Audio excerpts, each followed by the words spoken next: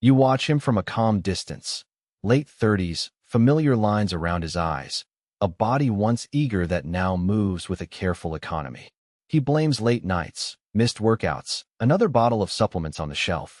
He pushes harder, trains longer, clenches his will like a fist.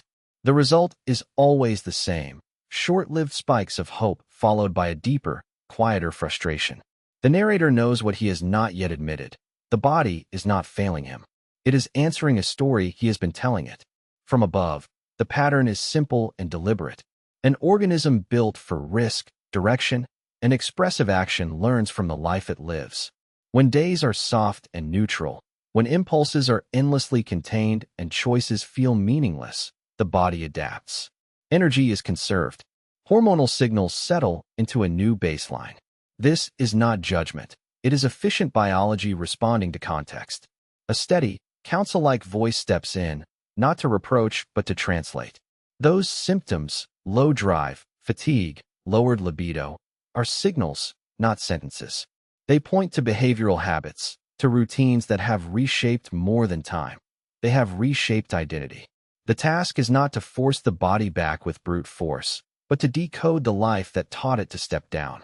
Observe where your days are neutralized. Notice the places you chose safety over risk, passivity over direction, convenience over meaningful strain. Reclaiming internal sovereignty starts with small, deliberate experiments. A purposeful morning that signals consequence. Movement that challenges pattern rather than just burns calories. Conversations that demand presence instead of scrolling distraction. These are practical psychology and habit pivots, essential groundwork that nudges biology back toward vigor. There is no quick rescue here. The path is methodical and patient. Understand the drivers, shift the context, reinforce new meanings. If you're a man over 25 looking for lasting change, this is the map you'll begin to explore. What routine in your life feels like it's quietly telling your body to conserve? Leave a thoughtful comment and stay for the next video, where we translate those observations into the first concrete habit to try. He tries harder. More supplements, longer workouts, willpower pushed to the point of grudging obedience. Each attempt ends the same way: a dimmer light, not an extinguished one. From where the narrator stands, impartial and clear, this is not failure in the body but a response. The organism is economical. It reads context and reallocates resources. When life signals stasis, predictable days, low stakes, muted expression, the body learns that high output is unnecessary.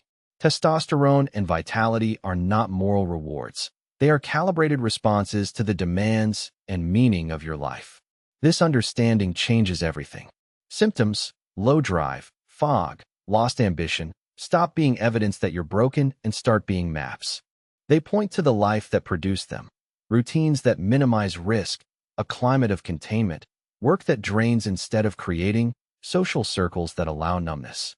The wise answer is not a pill but translation. Observe what shaped the body, decode the behavioral drivers, then design experiments that change the signals. Begin with an audit. For 7 to 14 days. Note sleep quality, evening alcohol, time outdoors, phone use before bed, resistance training frequency, and moments you felt proud or engaged. Notice patterns, not guilt. Small changes matter. Reclaim morning light and a protein-rich start. Prioritize deep sleep by cutting late screens. Restore brief, heavy strength sessions instead of endless cardio. And schedule one social meeting that requires you to show up as more than convenience. Reintroduce directional stress. Manageable, meaningful challenges that require commitment. Start a personal project with clear milestones. Take a cold shower streak for habit conditioning, or set a weekly no-excuses workout. These are not dramatic hacks. They are repeated, signal-bearing acts that persuade the body to reallocate energy upward. You will not flip a switch overnight. The process is deliberate and cumulative. Decode, experiment, adapt, and measure by energy and engagement rather than a number. If this idea intrigues you, if you want to translate symptoms into strategy, leave one line about the pattern you see in your life. In the next video, we'll turn these observations into a practical 30-day reset you can test and refine. He watches himself from a small, honest distance, not blaming, not ashamed, simply taking notes. The narrator sees what he often can't. The body is an efficient archivist. It records patterns of risk, novelty, social standing, and meaning, then reallocates energy accordingly. Lower drive is not a random failure. It is the sensible outcome of a life that offers fewer cues to broadcast vitality. Begin here, observe. Spend a week like an anthropologist in your own life. Where do you spend your attention? How often do you experience mild challenge, visible progress, or an honest statement of preference? Track sleep timing, meals, movement, time in sunlight, choice versus passivity, and the people who shape your mood. This is not guilt, it's data. Next, decode behavior into signals. Late, fragmented sleep signals to your system that recovery and repair aren't prioritized. Endless low-stakes routine signals that intense drive is unnecessary. Chronic social avoidance reduces opportunities to rehearse status and leadership. Stress that is constant and aimless teaches the body to conserve. Each habit translates into hormonal language your body understands. Then, experiment with small, decisive shifts. Reclaim internal sovereignty through micro-choices that retell your organism's story. Set a consistent bedtime and rise with sunlight. Choose resistance training tri-weekly and add short, intense efforts. Schedule meaningful social contact. A coffee with a friend who pushes you. Practice saying no to one passive demand each day. Introduce novelty, a new walk route, a class, a modest risk that carries real agency. Use rituals to anchor progress, a morning sequence of breath, movement, and a written intention. These changes are not magic. They are evidence-based bets that change the inputs your body has been responding to. Over weeks, the organism updates its rules. Over months, energy and desire often follow. What habits in your day currently signal safe, low demand to your body? Share one thing you try this week. In the next video, we'll turn this decoding into a 30-day reset, specific daily moves that translate insight into sustained change. He tries harder. He buys another supplement, doubles down on workouts, clutches discipline like a lifeline. From the outside, those attempts look sensible. From the inside, they feel like banging on a door that will not open. The voice watching knows why the door stays closed. The body is answering a longer conversation, not a single command. Biology is economical. If days are mostly neutral, safe, and predictable, the organism concludes that ferocious energy is unnecessary.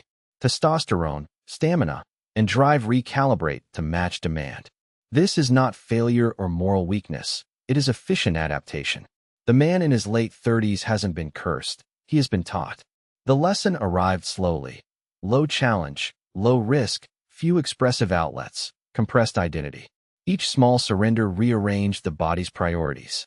The work, then, is not raw force. It is translation. First, he must become a careful observer of his own life, not in shame, but in curiosity. Track the moments when energy flickers up, a brisk walk in morning light, a decisive conversation, the first heavy set in the gym. Notice where it dims. Endless scrolling, safe routines that stifle choice, social withdrawal. These are the signals the body has been reading. Next, decode the drivers. Which patterns reduce demand? Which give permission for conservation? Map them without judgment. Name the behaviors that tell the system. No need to allocate vigor here. Then design small, reversible experiments that change the input. Introduce novelty, a new route to work, a calibrated physical strain, an honest talk, a project with measurable stakes. Prioritize sleep and daylight. Yes, but even more, prioritize meaningful challenge that demands presence and leadership in small doses. Reclaiming internal sovereignty is less about heroic overhaul and more about consistent rewiring. He will not be fixed overnight. He will, however, begin to send clearer messages to his biology. Curiosity becomes the tool. What habitual signal can you alter this week? Pause and reflect. When do you feel most alive? And what does that moment demand of you? Share one insight in the comments. In the next video, we'll lay out a practical, week-by-week micro-experiment to begin reversing these adaptive signals. He watches himself the way a cartographer studies a worn map. Not with blame, but with curiosity, tracing the creases where routine has folded his life into predictable shapes. The quiet apartment, the safe conversations, the constant low-grade planning for comfort instead of growth. These are not moral failures. They are signals. The body notices. Hormones listen. Energy budgets are adjusted to match the landscape it perceives. From this vantage, the problem stops being a mystery of biology and becomes a readable story of behavior. Long nights watching screens, stress held in the jaw, meals eaten standing up between tasks, workouts that punish rather than build. Each choice speaks to the nervous system. No need to allocate extra vitality here. Testosterone, in its economy, responds accordingly. This is adaptation, not betrayal. So the work begins with observation. Catalog the daily patterns without judgment. Where is your attention most often left? What situations get your heart rate to rise with purpose rather than panic? Which relationships energize you, and which flatten you? Once you can name the recurring rhythms, you can begin to decode the behavioral drivers beneath them: avoidance, safety-seeking, boredom, perfectionism, or unfamiliarity with meaningful risk. The strategy that follows is pragmatic and gradual. Reintroduce calibrated challenges, a conversation that matters, a project with visible progress, a movement practice that invites strength instead of mere exhaustion. Reclaim rituals that orient you, consistent sleep windows, a morning sequence that centers you, a weekly appointment with discomfort that's constructive. Shift the social context where possible toward people and activities that reinforce presence, responsibility, and accomplishment. This isn't about chasing a number. It's about restoring alignment between inner intent and biological response. Small, repeatable choices reshape the narrative your body is reading about you. Curious which one daily habit tends to move the needle the most for men in their late 30s? Share which pattern in your life you think is signaling low vitality. Leave a thoughtful comment. In the next video, we'll examine the first practical rituals to rebuild direction and masculine momentum. He watches himself the way a careful observer studies weather, noting the slow drift rather than blaming the storm. From where I stand, knowing the body's language, your lower drive isn't a moral failure or a fixed deficit. It's an economical response. Biology learns from context. If most days are neutral, safe, and small in consequence, the organism reduces resources it deems unnecessary. That's adaptation, not betrayal. So the first pivot is simple and radical. Translate symptoms into signals. Fatigue at noon, flat desire, foggy mornings. Those are data points about how your life is teaching your physiology to allocate energy. Your job is to become an interpreter. Take a week and keep quiet notes. Mood swings, appetite, where your attention goes. When you avoid risk or responsibility, patterns will appear. Next, respect small margins. Reclaiming masculine energy isn't fireworks. It's a curriculum of micro-decisions that change context. Increase real-world stakes in manageable ways. Start a project with external deadlines. Reintroduce calibrated challenge. Heavy resistance sessions twice a week. A focused sprint of creative work. A weekly social activity where you have to lead or present. These are signals to the body. Resources are worth investing. Structure your environment to reduce containment. Remove passive comforts that tighten your range. Auto-scroll triggers, late-night blue light, constant low-intensity stressors. Replace them with rituals that assert ownership. A morning routine that includes sunlight and movement. A bedtime ritual that honors sleep. Weekly check-ins with a friend who calls you to account. Be patient and empirical. Treat each change as an experiment. Record energy shifts, libido, mood. Celebrate small wins and iterate. Remember, identity follows behavior. Doing the things that require presence rewires how you see yourself, which in turn reshapes your hormones over time. If this reframing intrigues you, reflect. What part of your daily life is teaching your body to conserve rather than invest? Share one observation below, a single pattern you want to test. In the next video, I'll give you a concrete 6-week map that turns those experiments into lasting habit architecture. He watches himself the way a cartographer studies a worn map, tracing creases, labeling patterns, noting where the river of energy once ran fast and where it has slowed to a muddy bend. From above, the truth is plain. The body has not betrayed him. It has simply learned to economize. In long stretches of predictability, of low emotional demand and risk avoidance, the organism downshifts. Vitality, like any resource, follows the signals it receives. This is the pivot. Symptoms are not failures, but messages. Low libido, tired mornings, a flattened appetite for challenge. Each one points back to choices and context that taught his physiology what to expect.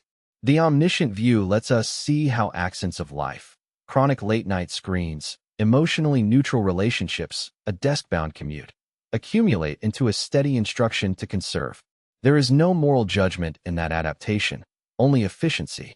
The wise response is not to blast the system with supplements or punish the body with extremes. It is to decode the script and edit it patiently. Start by becoming a curious observer. Track the rhythms of your days for 2 weeks. Sleep quality, mood after meals, the half hour you feel most energized, the situations that spark flatness versus fire. Ask which routines reward passivity and which reward engagement. Then choose small experiments that speak to the underlying drivers. Reintroduce meaningful physical stress, short, intense effort that signals capability. Restore deep sleep rituals that tell the brain the night is safe. Cultivate moments of novelty and social challenge that remind identity to rise.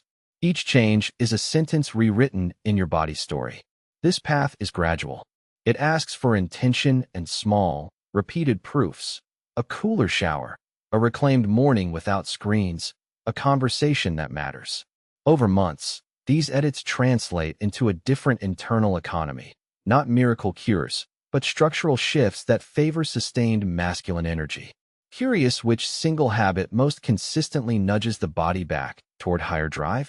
Reflect on one routine you can test this week and share it below, a quiet note about what you observed. In the next video, we will map a concrete 7-day experiment you can use to begin that rewrite. He stands at the window again. Same man, same late 30s body, but the story has shifted. What looked like failure, low drive, shrinking appetite for risk, a slow retreat from the life he once wanted, no longer reads as flaw. From above, it's clear. The organism always answers the world it lives in. When days are safe, small, and unvaried, the body conserves. When meaning is scarce and challenge absent, hormones follow suit. This is not betrayal, it is intelligence. So the work is twofold. First, notice. Observe the rhythms that taught his system to turn down the volume. The sleep stolen by blue light, the steady diet of convenience, the social circuits that avoid discomfort, the mornings that begin without intention. Second, translate those observations into strategy. Not grand, heroic overhauls, but steady, clarifying changes. Reclaim a morning ritual that signals purpose. Rebuild sleep like a non-negotiable repair cycle. Add strength training that demands and rewards effort. Reintroduce meaningful risk, small, frequent challenges that reteach the body to invest energy. Restore friendships and commitments that obligate action and reflection.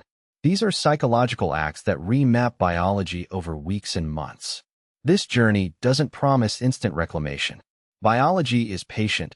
It responds to context, not wishes. What it does promise is responsiveness. If the context changes, so will the signals your body sends. Consistency compounds. Tiny habits become narrative threads that, woven together, reorient an inner economy of energy and drive. Before you close this chapter, pause. What single daily gesture, sustained for 3 months, would begin to tell your body a different story? Name it honestly.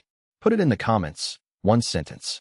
Your choice may be small, but it will be the first true message you send to yourself. Curious how to build that 30-60-90-day pathway with specific, testable habits? In the next video, we'll map a practical starter plan, morning rituals, strength protocols, sleep rules, and social practices you can measure. Come back ready to sketch your first 30 days.